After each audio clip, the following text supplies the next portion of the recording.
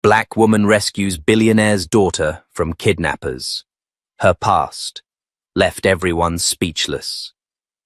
Rain slammed down like it had a score to settle. The kind of rain that blurred windshields, soaked through coats, and made even the boldest city lights flicker like they were afraid. And somewhere, on the forgotten edge of Detroit's east side, under a highway overpass that smelled of oil and old fire, a woman darted behind a rusted truck bed, her breath fogging the cold night air. "She's here! I saw her dress!" a voice hissed, not 20 feet from where she crouched. Raina Cole pressed her back to the metal, jaw tight. Her fingers closed around the crowbar she kept in her duffel bag. Her wet braids stuck to her face, but her eyes were sharp, unblinking. She didn't tremble. Not even now. Not after everything. "Don't screw this up again, Drew," said the taller of the two men, pacing just beyond the chain-link fence that separated them from a row of collapsed shipping containers. "She's worth more than your life.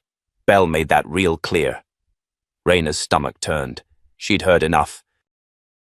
Just beyond the heap of aluminum siding and broken furniture, someone whimpered. It was faint, but clear. A child's voice. A girl. That sealed it. Raina didn't wait. She slipped around the back of the truck and moved through the wreckage like a shadow. She had grown up in streets like this, hid in places like this. But this time she wasn't the one being hunted. The whimper came again, followed by a soft cough. And then she saw her. A little white girl, maybe 6 or 7, curled beneath a tarp between 2 overturned crates. She was wearing what looked like a designer dress, now soaked and filthy. Her skin was flushed red with fever, blonde curls plastered to her forehead. Raina knelt beside her, crowbar slipping quietly into the back of her jeans. "Hey," she whispered. "You okay?" The girl blinked slowly, eyes glassy with fever. "Are they gone?" "Not yet," Raina murmured. "But they will be." The girl shivered violently. "I need you to trust me, okay?" "Can you move?" "My head hurts," the girl said, barely audible. Raina didn't hesitate. She scooped her up, light as air, and wrapped the girl in her raincoat, shielding her as best she could. Then she bolted. Behind her, the men shouted. One of them spotted her silhouette darting through the maze of twisted steel and scrap. She heard boots slapping wet concrete. She didn't look back. She ran until she reached the edge of the lot, where her battered bike lay hidden beneath a tarp. She shoved the girl gently into the basket she'd once used to haul scrap, tied the coat tighter around her, then mounted the seat and kicked off with every ounce of strength in her legs. The wheels skidded. Her breath came in sharp bursts. The wind clawed at her face, the rain blinding. But she didn't stop, because Raina knew who the girl was. Millie Davenport, the daughter of Brandon Davenport, CEO of Halcyon Technologies. Worth billions. Missing for 2 days. Every local news station was flashing her picture. Blonde hair. Hazel eyes, pink dress, reward set at $2 million. But Raina didn't run for the money. She ran because no one else was going to save this child tonight. And because once, long ago, no one came for her. 2 miles away, under a collapsed billboard that used to advertise cologne, Raina pulled the bike behind a dumpster and carried Millie into the shelter she'd built from scavenged wood and blue tarps. Inside it was dry, warm from a propane heater she'd salvaged, and surprisingly clean. She laid Millie down on a folded blanket and felt her forehead. Burning! Damn it! She was worse than Raina thought. "Stay with me, kid," Raina said, voice low but urgent. "Don't you go anywhere." She dug into her small stash of supplies. An emergency fever reducer, barely a third left in the bottle. A can of soup, still sealed. She crushed a vitamin tablet between two rocks, mixed it with rainwater, and coaxed the child into drinking it, spoon by spoon. "You're gonna be okay," she whispered, more to herself than to the girl. As the rain eased outside, Raina sat on a crate beside the sleeping child. Her hands trembled for the first time that night. That's when her burner phone buzzed. She hadn't used it in months. One new message. No ID. Just coordinates and 3 words. "We know." "Run!" She froze. Only a handful of people knew her number. Fewer still knew she was alive. And those people, at least the ones who mattered, believed she was dead, disgraced, forgotten. That was the point.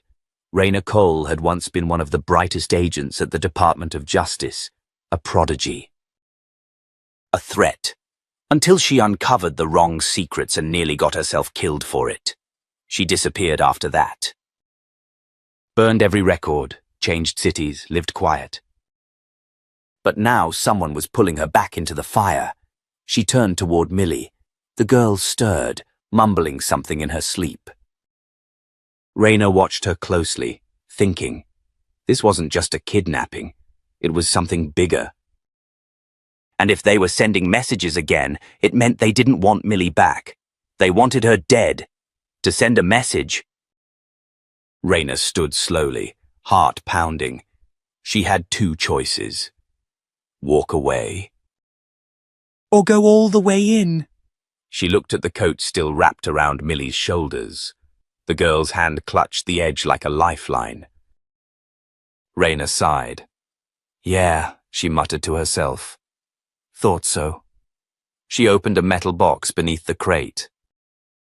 Inside were things she hadn't touched in years. A badge, a Glock 26, a USB drive labeled Bell Corp Internal. She stared at them for a long time. Then she took the gun, clipped it to her waistband, and tucked the badge deep into her boot. Her past wasn't gone. It had just been waiting. And this time, it was bringing a child with it.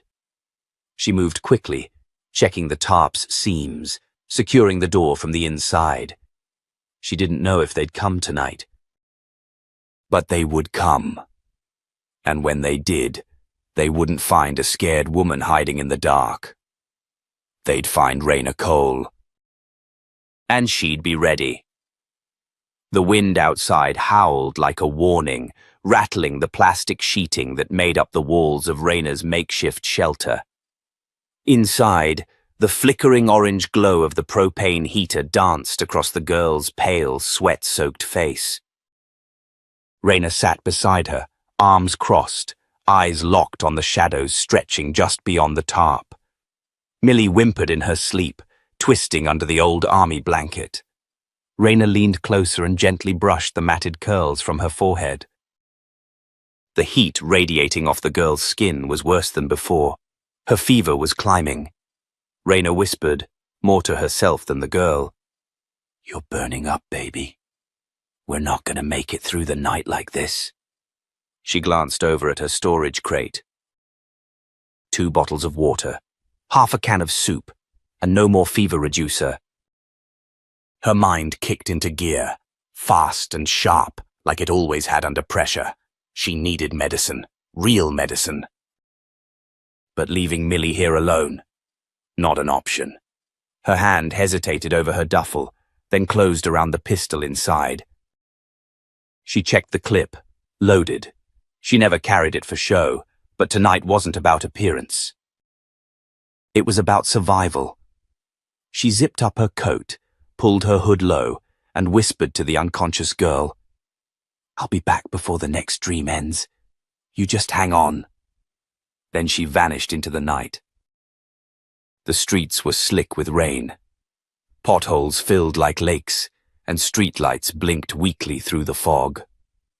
Raina kept to the alleys, ducking behind dumpsters and fences, moving like a ghost. She knew this city's underbelly like she knew the lines on her palms. It had raised her, hurt her. made her disappear.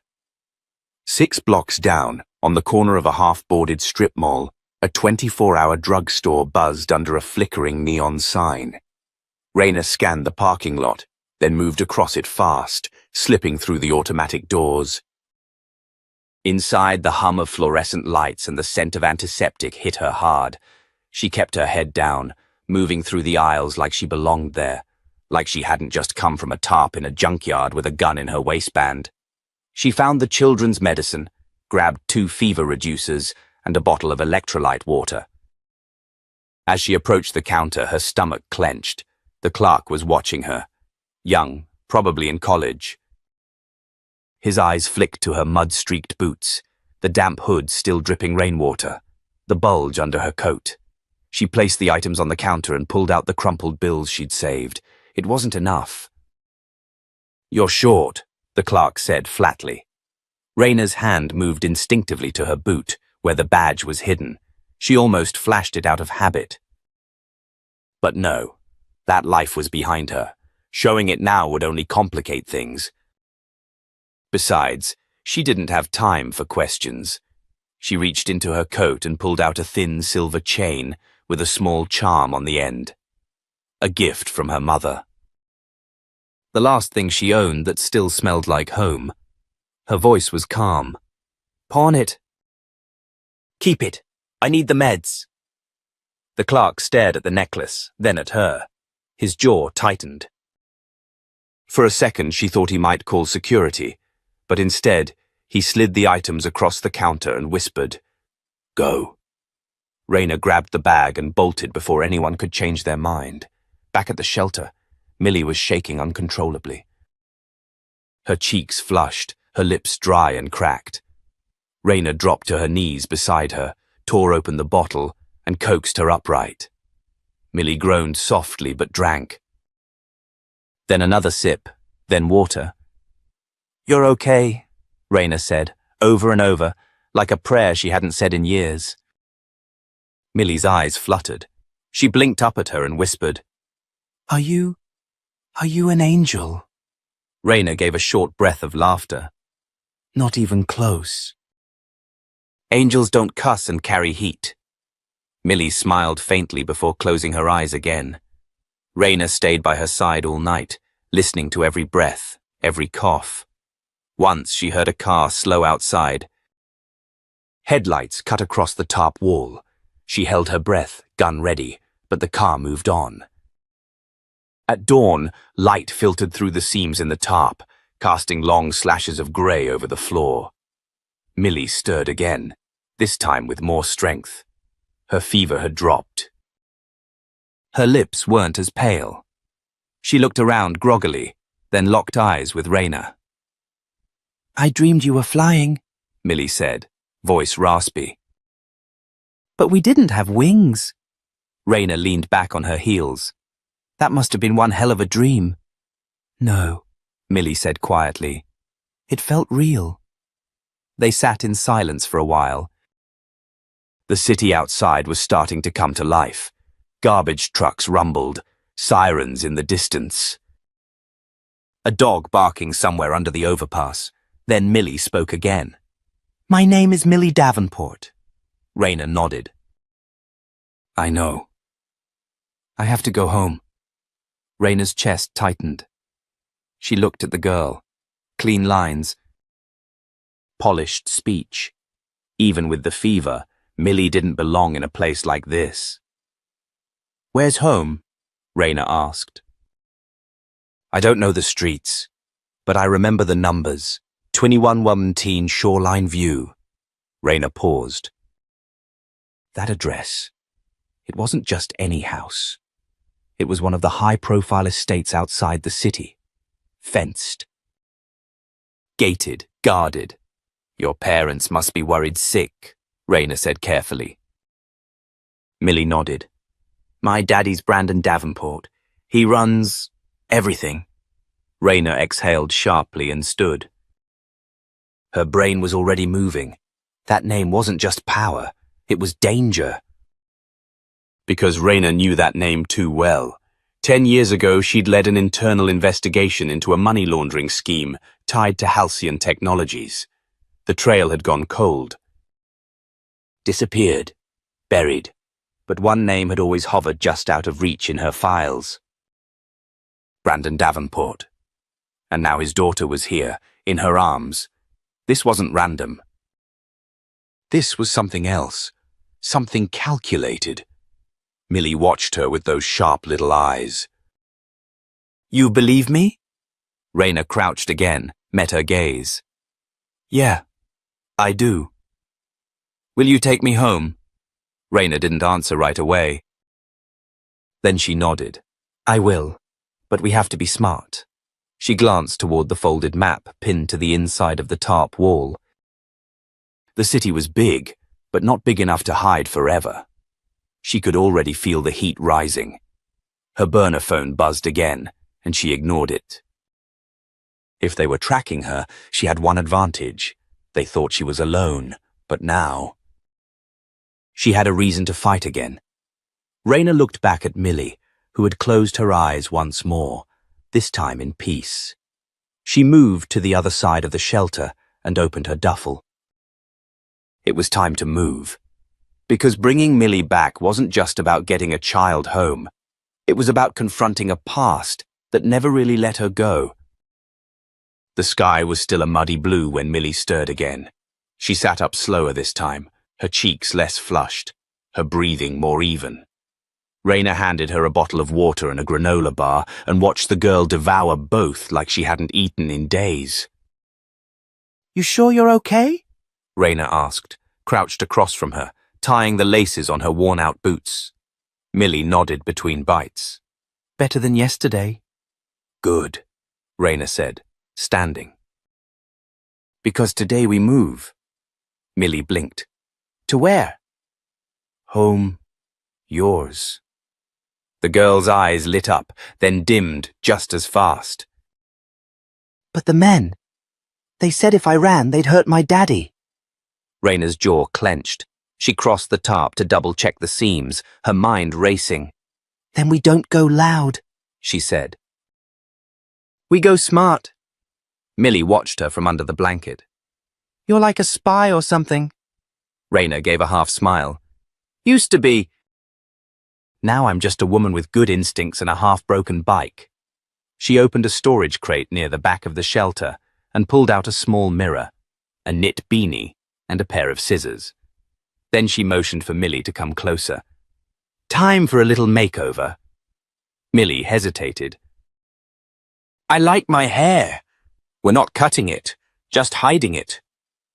20 minutes later, Millie wore one of Raina's old hoodies that came down to her knees, with torn jeans cinched at the waist using a bootlace. Her golden curls were tucked beneath a grey knit cap, and her shoes, two mismatched sneakers, made her walk with a bit of a wobble. "You look like a regular kid," Raina said, pulling the mirror around. "No one will look twice." Millie turned side to side. "I look like a boy." Raina smirked. "Even better. Trust me, nobody's looking for a boy." Millie giggled. "You're really good at this." "I had practice," Raina muttered, then changed the subject. "You still remember the address?" 2117 Shoreline View. Big white gate. Stone mailbox. Raina nodded, then pointed to a crumpled city map spread across the crate top. She ran her finger along a jagged red line she'd drawn earlier that morning. "We're here," she said. "It's about 23 blocks west, give or take." Millie tilted her head. "That far?" "Yeah, but we're not taking main roads, too risky." "We stick to alleys, side streets, places no one pays attention to." As Raina folded the map, her burner phone buzzed again. She checked the screen. Another string of anonymous numbers, this time followed by a single word. "Missing." She didn't show it, but her pulse quickened. Someone was closing in. She turned back to Millie. "We ride for a bit, then walk the rest." The old bike creaked as Raina wheeled it out from behind the crates. The frame groaned under her grip, the chain slipping once as she tested the pedals. Millie climbed into the crate mounted to the back, arms wrapped around her knees. Raina tightened the bungee cords across the side to keep the coat flapped tight around her. "You good?" she asked. Millie gave a small thumbs up. They set off into the early morning fog, weaving through the industrial backlots, past sleeping factories and cracked sidewalks. By the time they reached Midtown, the sun was fully up and the city was stretching awake. People began to appear, workers with coffees, street sweepers and commuters trying to beat traffic. Raina kept her head down, hoodie up, hands steady. They stopped at an abandoned storefront to rest. Raina handed Millie a bottle of water, then sat on a nearby bench, eyeing the cars that passed. Millie looked up at her. "Why are you helping me?" The question came out of nowhere, soft but piercing. Raina leaned back, exhaling. "Because someone should." "No one else did." Raina turned toward her. "Sometimes the world waits too long to do the right thing. I figured maybe I shouldn't." Millie was quiet for a while, then whispered, "I think you're a good person." Raina almost laughed, bitter in her throat. "You don't know me. I know what you did for me." And just like that, the girl disarmed her. Not with tears or drama, but with sincerity. That was harder to fight. They continued their journey on foot after that, cutting across fenced lots and forgotten playgrounds, slowly moving toward shoreline. Raina kept scanning, behind them, above them, watching. Near the 11th block, she spotted something that made her blood run cold. A patrol car, parked at the end of the street, officer standing outside talking to a shopkeeper. It looked casual, too casual. She recognized him. Officer Grant. 10 years ago, he was a rookie cop involved in a corruption scandal Raina herself had uncovered. She testified. He walked free. Now he was standing 20 feet from her. And worse. His eyes flicked in their direction. "Millie?" Raina said under her breath. "Come on, now!" They ducked into the alley, moving faster, but Grant called out behind them. "Hey, you there!" Raina kept walking. "Ma'am?" "Stop right there." She turned slightly, gave him just enough of a look without showing her face fully. "Just heading home," she said evenly. "Early errands." He stepped forward, hand on his belt. "Mind if I ask a few questions? What's in the crate?" Raina's grip tightened. "Laundry." He narrowed his eyes. "You got ID?" "No." "Then I'm gonna need you to stay put." Her heart pounded. For a second she considered pulling her badge, but it would open more problems than it would solve. She took a breath. "Officer, I'm just trying to get my niece home before her mom starts freaking out. She's sick." "I really don't want to make a scene." "Then step out of the alley," Grant said. Raina didn't move, her stance sharpened. Voice low, controlled. "You sure you want to make this your hill to die on?" The way she said it made him pause. That's when Millie coughed, deep and rough. Raina moved to block the sound, but it was too late. Grant frowned. "Wait a second." "That kid." Before he could finish, Raina stepped forward. "You're gonna let me go." He blinked. "Excuse me? You're gonna forget you saw us." "Because you remember me, Grant, and you know what happens when I start digging." His face turned pale. You were dead." Raina leaned closer. "Try again." He stepped back, confused, frightened. Without another word, Raina turned and pushed the bike forward, fast. Behind them, Grant didn't call out again. And as they rounded the next block, Millie whispered, "Who are you?" Raina didn't answer. Not yet. Not until it mattered. The air grew heavier as they crossed into the outer edge of Glen Ridge. It was the kind of neighborhood where the mailboxes had brass nameplates, where the sidewalks were pressure washed and the trees were trimmed like they were auditioning for a catalogue. Raina felt it immediately. The shift. The way her worn hoodie and scuffed boots didn't belong. The way Millie, even in boyish disguise, stood out less than she did. They kept close to the hedges, moving with purpose but not panic. Too slow, and they looked suspicious. Too fast, and they drew attention. Raina had spent her life walking that tightrope. Millie tugged on the sleeve of her coat. "Are we close?" "3 blocks," Raina said, not breaking stride. "You doing okay?" Millie nodded, then hesitated. "What if they're waiting for us?" "They won't be," Raina said quickly, then added, "But if they are, I'll handle it." She didn't say what she was really thinking. That if this was a setup, it wasn't Millie they were trying to catch. They passed a security camera mounted on a light pole. Raina angled her face away, lowering her cap. A sleek black SUV cruised slowly by, windows tinted. Raina's grip on the bike handles tightened, her body tensing like a wire pulled too tight. She scanned the street again. Too quiet. And then a voice behind her. "Well, I'll be damned." Raina froze. She turned. A woman stood near a parked car, hand on the open door, short curly hair. Navy coat, familiar eyes. Lena Foster. It had been 8 years. Back when Raina was still a name in headlines. Back before the trial. Before the fallout. Before the silence. Lena stepped forward, eyes wide. "Raina?" Millie looked between them, confused. Raina kept her tone neutral. "This isn't a good time."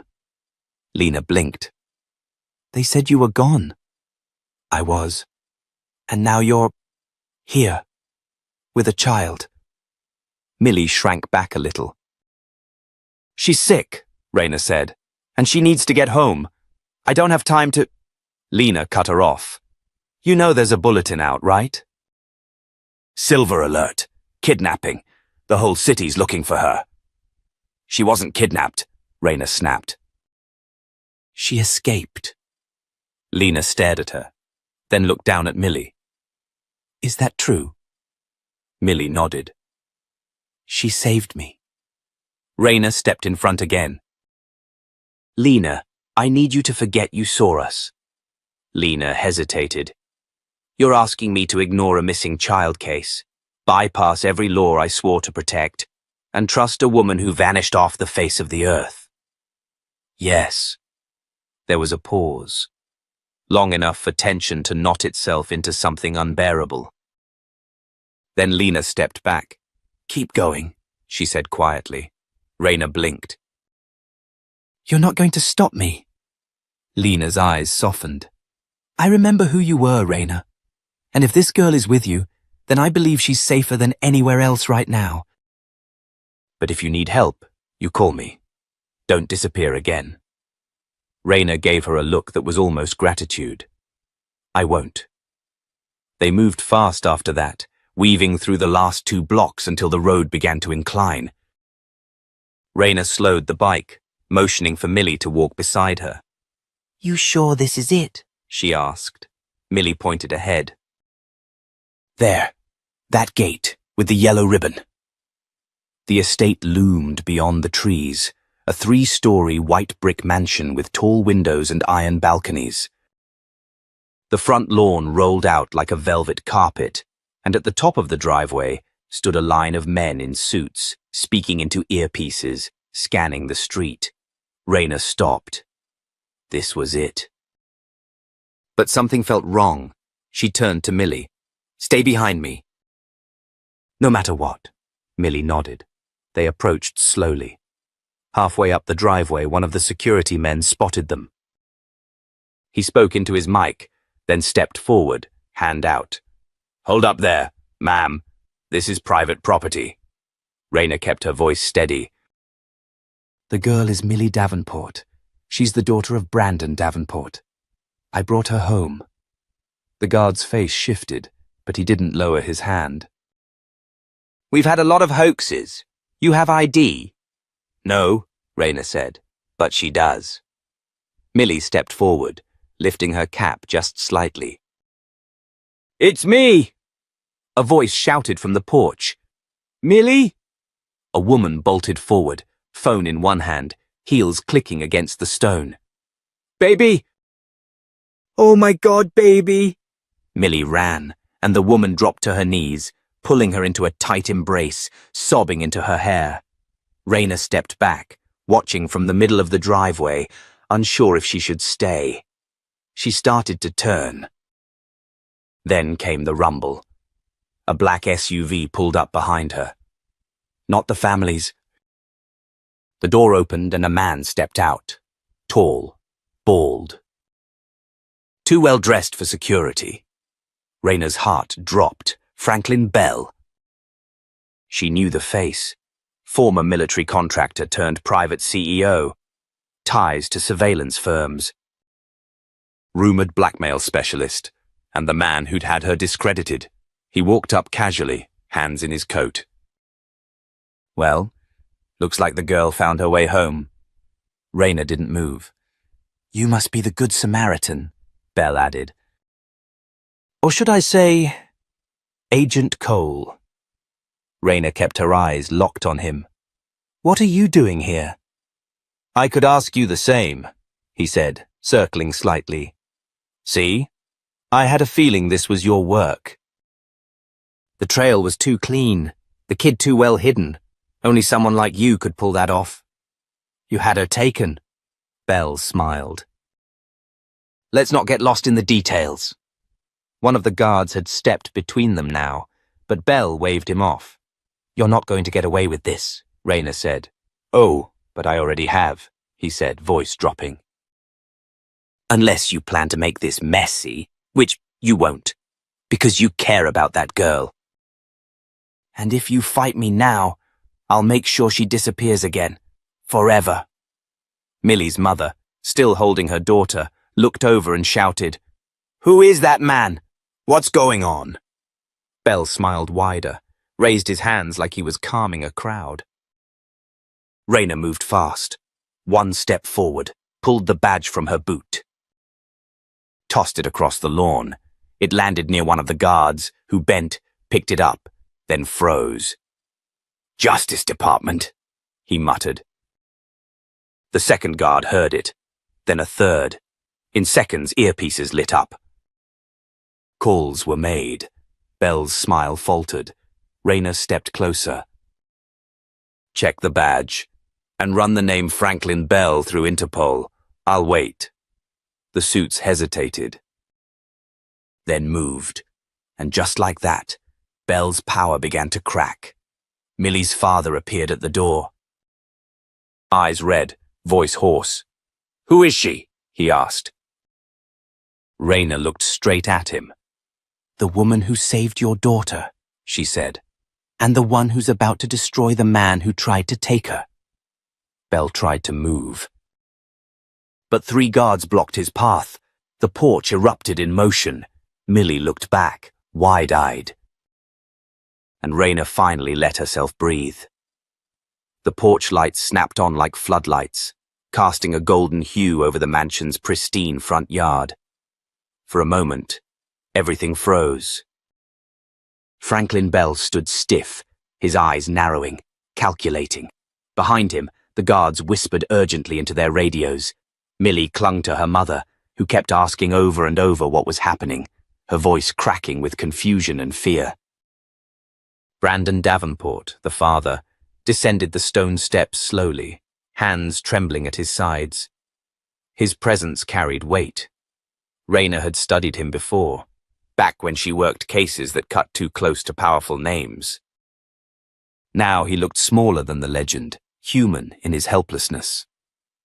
You, he said to Raina, pausing at the base of the steps. You brought her back? Raina nodded. She ran. I found her. His gaze flicked to Bell, then back to Raina. And he? He orchestrated the entire thing, Raina said. I have recordings, video, audio, even a paper trail. You'll find wire transfers made through shell companies in the Caymans, routed from Bell's firm to two men now sitting in a Detroit holding cell. Bell scoffed behind her. She's bluffing. I never bluff, Rayner said without turning. I investigate. One of the security officers approached Brandon, holding Rayner's badge. Sir, her credentials are real. She's former DOJ, Internal Corruption Unit. Brandon's brow furrowed. Former? She disappeared after a case went sideways, the guard added. But everything checks out. Bell took a step forward. This woman broke into your home. She's a rogue agent, a fugitive. You don't know who she really is. I know enough, Brandon said quietly. She brought my daughter back. Rayner finally turned to face Bell, her voice colder than the wind sweeping through the yard. Let me guess. You wanted leverage.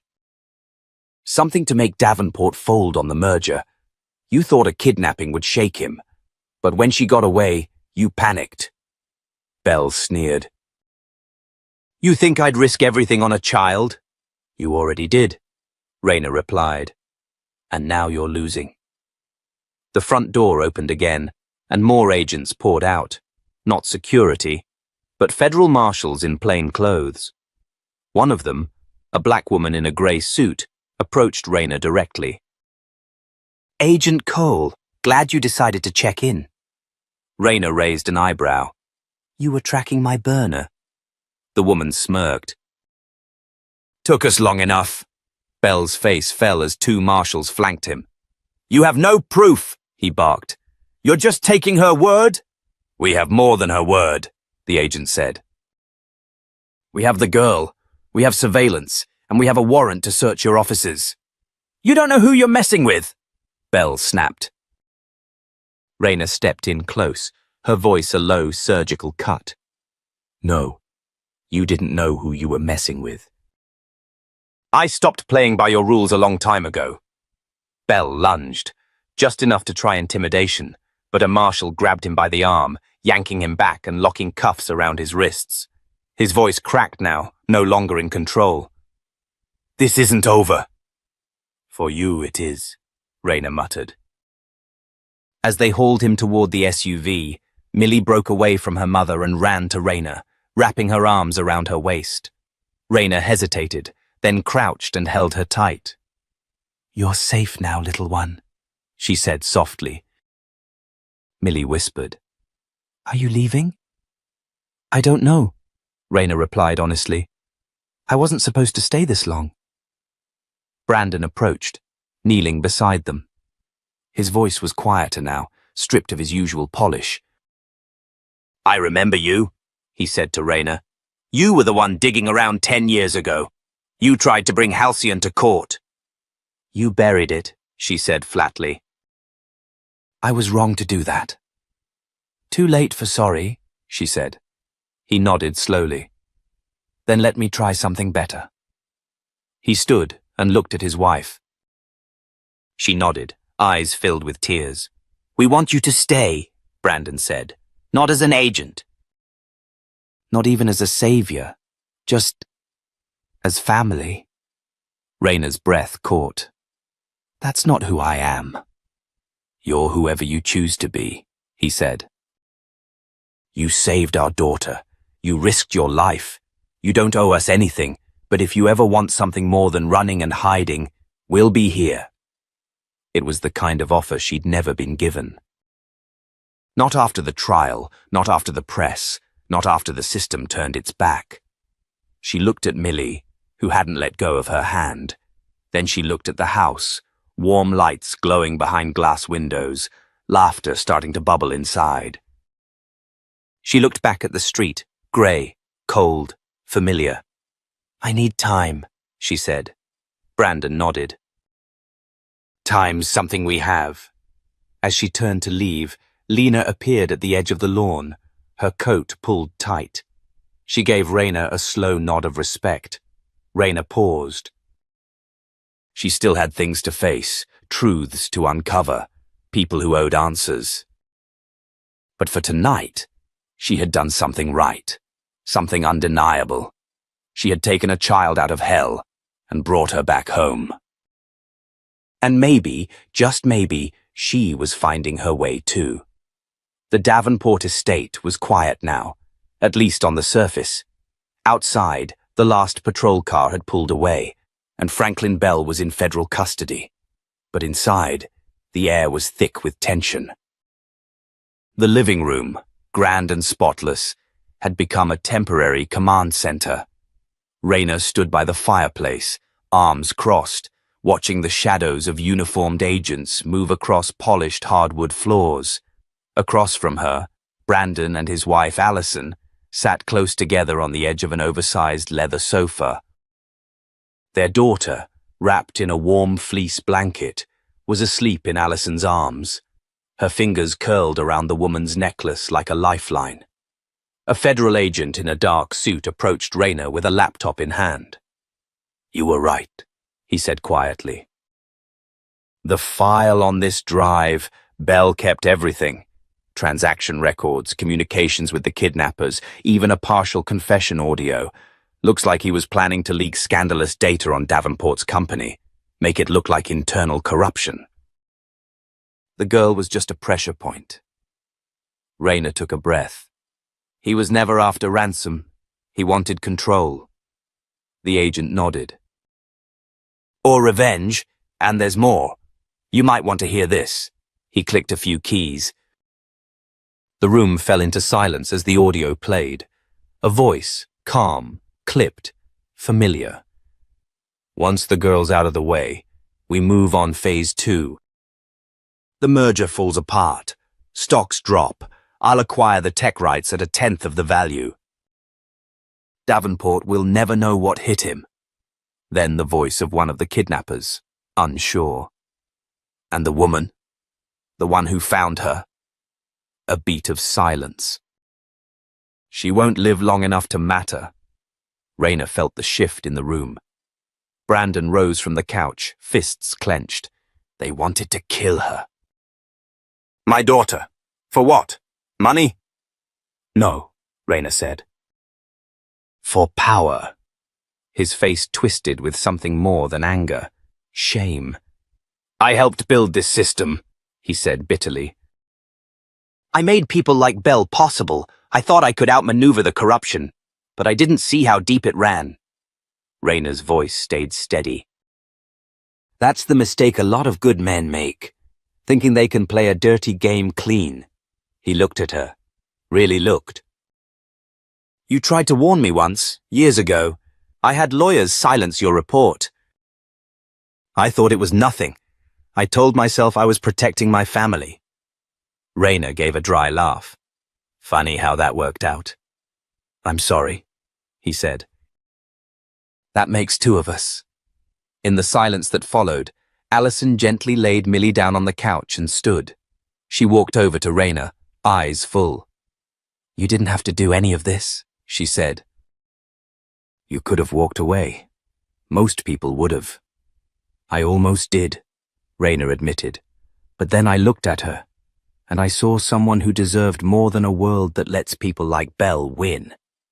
"You're not just a survivor," Allison said. "You're a fighter."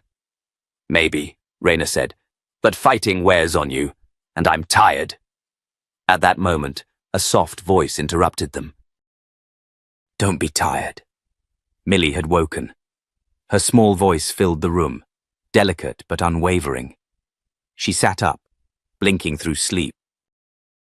"You saved me," she said. "That means you have to stay." Raina walked over and knelt beside her. "I saved you because you were worth saving."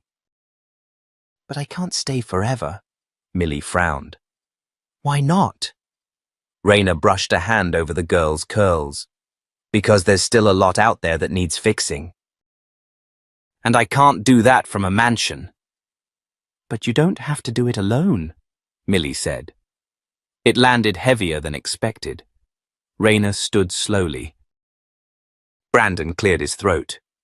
"Look, I don't know what your plans were after this, but you said something earlier about systems that protect power and punish the wrong people."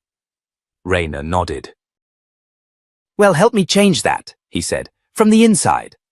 You think I trust the inside? She asked. No. I don't, he admitted. But I think people will listen to you in ways they'll never listen to me. She tilted her head. You want me to clean up your mess? No, he said. I want to hand you the mop. That actually made her laugh. The first real one in a while. I'll think about it. The conversation was interrupted by a new voice from the entryway. Raina Cole? They all turned. A woman in her 50s stepped into the room, shoulder-length grey-streaked hair, steel in her eyes. Lena. She stepped forward holding a folder. I didn't come empty-handed, she said. Raina arched a brow. I figured you'd show up eventually. Lena handed over the folder. Everything Bell tried to bury about you. The falsified reports, the internal blacklists. The DOJ had its hands in it too. You were silenced. Strategically. Raina flipped through the pages. There it was. Names, dates, signatures. Receipts. Her hand trembled slightly, but she gripped the folder tighter. This isn't just about saving one girl, Lena said. This is about burning the whole rotten structure to the ground. Brandon looked at her. We'll back whatever you decide to do. Publicly. Financially. Legally. Raina looked from him to Lena to Millie, whose eyes hadn't left her once. For the first time in a long time, she didn't feel like she was running. She felt like she was arriving. She exhaled and looked at Lena. Get me a press conference. Tomorrow morning. Lena nodded. You sure? Brandon asked. I've been quiet long enough, Raina said. It's time the world heard the truth.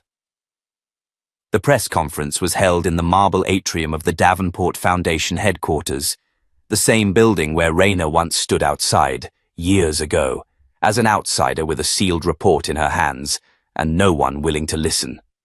Now, cameras lined the back wall, reporters elbowed for space, and every major network streamed the event live. The podium stood beneath a massive skylight. Sunlight poured in, almost too perfect, too symbolic. Brandon Davenport stood at the mic first, hands folded, jaw clenched with tension. His voice, when it came, was firm but low. Today is not about business. It's not about profit. It's not even about redemption. It's about accountability. A murmur rippled through the crowd. He looked straight into the cameras. My daughter was taken. Not for ransom, not by chance. She was a target. Because I refused to sell out the company's core technology to a group of private defense contractors led by Franklin Bell. What they couldn't buy, they tried to steal. When they failed, they tried to break us. He stepped aside. And if it weren't for the actions of one woman, they might have succeeded. The room shifted as Raina stepped forward. She wore a black blazer over a fitted grey shirt, her hair pulled back. No makeup. No frills, just presence. The room, already silent, seemed to inhale. She didn't speak from a script. Her eyes scanned the room once before settling on the reporters. You all know my name now? Raina Cole. You've probably Googled me already. Former Department of Justice. Internal Corruption Division. Disgraced. Vanished. All the headlines fit. A few reporters nodded. And most of those headlines were written by people paid to bury the truth. She placed a folder on the podium and flipped it open. This is the original investigation I filed over a decade ago.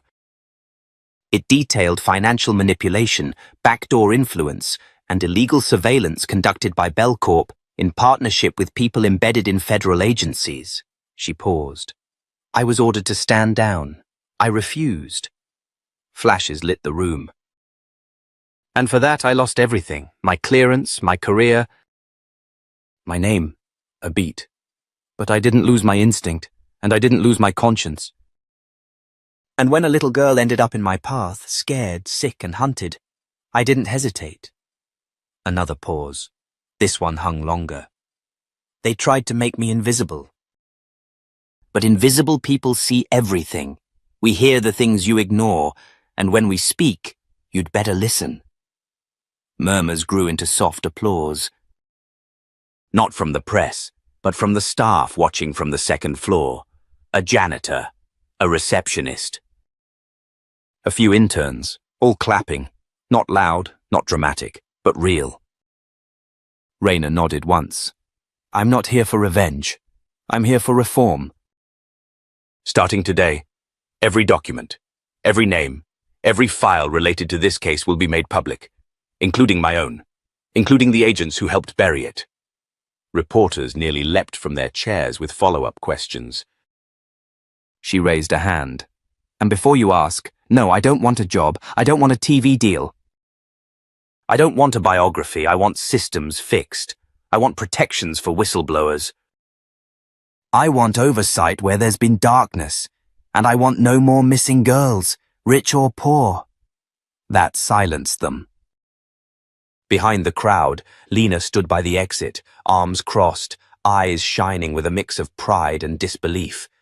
Alison Davenport stood beside her, holding Millie's hand, who peeked shyly around her mother's coat. One reporter shouted, "What happens to Franklin Bell?" Raina's eyes flicked cold. He faces trial, federal, international. There are warrants now for conspiracy, endangerment of a minor, and attempted murder. Another question rang out. Will others go down with him? Raina leaned into the mic. They already are. After the press conference, Raina stepped outside to a wave of blinding flashes. She kept walking, down the marble steps, past the media trucks, into the early afternoon light. Brandon caught up with her at the curb. You sure you don't want protection? Witness security. Something? Raina shook her head. I've lived in the shadows long enough. Let them come. I'm not scared anymore. Brandon studied her. I meant what I said. You have a place here. At the foundation. You'd be a force. You already have a board of directors. Then we'll clear a seat. Raina smiled faintly. Let me think about it. She turned, but Millie was there. The girl ran to her, arms out, and Raina crouched to meet her. I don't want you to go, Millie whispered. Raina pulled her in tight. I'm not going far, she said softly. Just far enough to keep the next kid safe. Millie looked up at her. Then I want to be like you. Raina's throat caught. She forced a smile. No, kid. Be better than me. Millie grinned.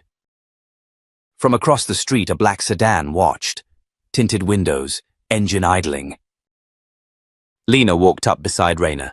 You see it too? Raina nodded. Bell's allies, maybe. Or someone else with a grudge. You want us to follow it? Raina's voice was low. No. Let them watch. Let them know I'm back. Lena hesitated, then smiled. You're going to burn everything down, aren't you? Raina didn't smile back. No. I'm going to rebuild it. Then she walked away. Not fast, not hiding. Just walking, like a woman who'd carried the weight long enough and finally knew where to put it down. 3 weeks later, the courtroom was packed. Reporters, legal observers, and even former agents filled the benches. The case against Franklin Bell had become national news. Headlines screamed betrayal, corruption, conspiracy. But no article captured the gravity of what was happening inside that chamber. No camera could quite convey the weight of watching a man once untouchable now seated in a defendant's chair, surrounded by armed federal marshals. Raina stood just outside the doors, dressed simply, no longer hiding, no longer pretending to be smaller than she was. Lena stood beside her, scanning the crowd. They're all here, Lena said. her voice a whisper. Every person who once looked past you, ignored your warnings. Mocked your report. Raina didn't blink. Let them watch. Inside, the judge called the court to order. Belle's defense attorneys moved like they were still the ones in control, flipping through binders, whispering to each other, straightening their ties. But their client looked different now, deflated, pale. The cracks had deepened, and when the audio files were played, the ones Raina had uncovered, the ones that proved Belle's voice, his plans, no one looked away. It wasn't just the content. It was the tone, cold, calculated. Talking about a child's life like a number in a ledger. Raina watched from the back row. She didn't need to speak today. Her part was done. The files were public, the system had been forced to act, and her silence had finally become a weapon of truth. But there was still one thing left to do. That night, the Davenport estate hosted a private gathering. It wasn't a party. No champagne. No toasts, just warmth, light. Family. Millie sat cross-legged on the living room floor, playing a board game with two kids from the neighborhood her parents had quietly started investing in. Not cameras. Not press releases, just action. Brandon approached Raina, hands in his pockets. She talks about you non-stop, he said. Wants to be a detective. Keeps walking around asking people if they're acting suspicious. Raina chuckled. She's got instincts. He was quiet for a moment. You sure you don't want to stay on? Not just here. I mean in the fight, the foundation, the team. I didn't get into this to be a figurehead, Raina said. I got into this because too many people look away when it gets hard. And now they're looking at you. She paused, then looked out the window. I'll stay connected, but not behind a desk, he nodded. Then what comes next? She turned back to him, eyes steady. Justice, and not the kind that ends in a courtroom. The kind that starts in the streets, in the neighborhoods no one reports on, the kids no one looks for. I've got names, leads, and voices that have been waiting to be heard. I'm not done. From across the room, Millie looked up, as if sensing her. Raina crossed the room, crouched beside her, and smiled. You still want to be a detective? Millie nodded enthusiastically.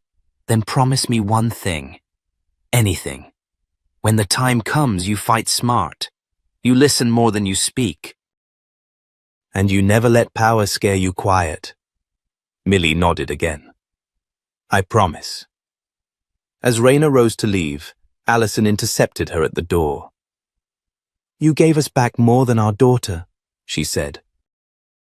You gave us the truth. Raina hesitated. The truth is only as good as what you do with it. Outside, the air was cool. The press had long gone. The house stood quietly behind her, but not as a monument, as a symbol that even the powerful could change. That even broken systems could be forced to blink. She pulled her phone from her coat and typed out a single message to Lena. Next target's name is Nadia Green. Missing 2 years, CPS case buried, I'm going in. She hit send, then disappeared into the night, and somewhere out there, another story was beginning. One day, maybe you'll hear it. But for now, remember this. Sometimes the people you overlook, the ones dismissed, erased, forgotten, are the same ones who come back and tear the whole thing down. Sometimes justice doesn't wear a robe. It wears scars, rides a rusted bike, and keeps going even when the world says stop. Because justice doesn't ask for permission, it just shows up. And so did she. If this story moved you, if it made you feel something, anger, hope, strength, then share it. Let someone else know they're not alone. Subscribe to our channel.